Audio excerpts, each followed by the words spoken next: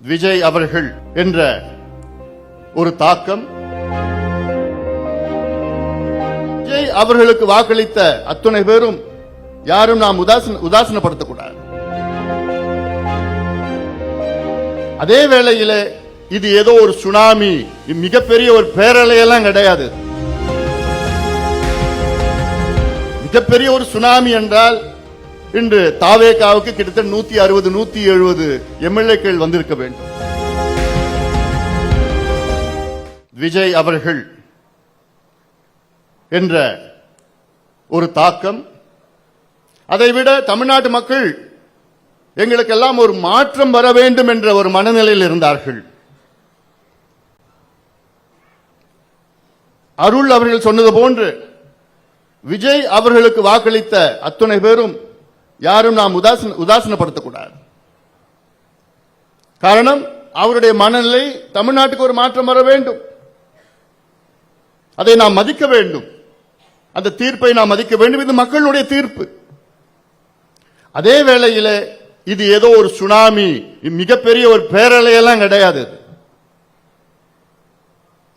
மிகப்பெரிய ஒரு சுனாமி என்றால் இன்று தாவேகாவுக்கு கிட்டத்தட்ட 160 170 எம்எல்ஏக்கள் வந்திருக்க வேண்டும். கிடைத்தது 108. பெரும்பான்மை கூட கிடைக்கவில்லை. அது மட்டுமல்ல, தமிழ்நாட்டில் 38 மாவட்டங்கள் இருக்கிறது. அந்த 38 மாவட்டத்தில் 8 மாவட்டத்தில் தாவேகா ஒரு தொகுதியிலும் வெற்றி பெற முடியவில்லை. இதெல்லாம் இது நிறைய ஸ்டாட்டிஸ்டிக்ஸ் இருக்கு. அதெல்லாம் இப்ப நான் பேச போறது கிடையாது. ஏன்னா முடிஞ்சிடுச்சு, தேர்தல் முடிஞ்சிடுச்சு. இந்த ஸ்டாட்டிஸ்டிக்ஸ் எல்லாம் நாங்க மேடையில் இருக்கின்றவர்கள் எல்லாம் பேசி கீசி அடுத்தது உங்களுக்கு என்ன செயல் திட்டம். தேர்தல் என்பது ஒரு ப்ராசஸ், அவ்வளவுதான். ஒரு கட்சியினுடைய வெற்றி தேர்தலை வைத்தல்ல.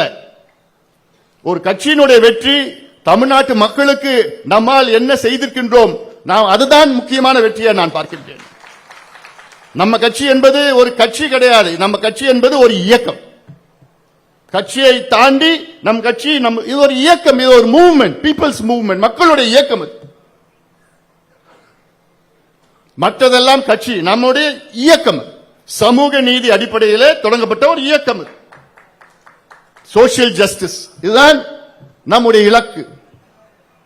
இதை அடைவதற்காகத்தான் ஒரு அரசியல் இயக்கமாக வந்து இன்று நாம் அரசியலிலே கடந்த கட்சி தொடங்கி கிட்டத்தட்ட 36 ஆண்டு காலம் நாம் உறுதியோடு இந்த களத்தில் இருக்கின்றோம். பிளே ஸ்டோர் மற்றும் ஆப் ஸ்டோரில் இருந்து பாலிமர் செயலியை QR கோடு மூலம் பதிவிறக்கம் செய்யுங்கள். செய்திகளை உடனுக்குடன் பெறுங்கள்.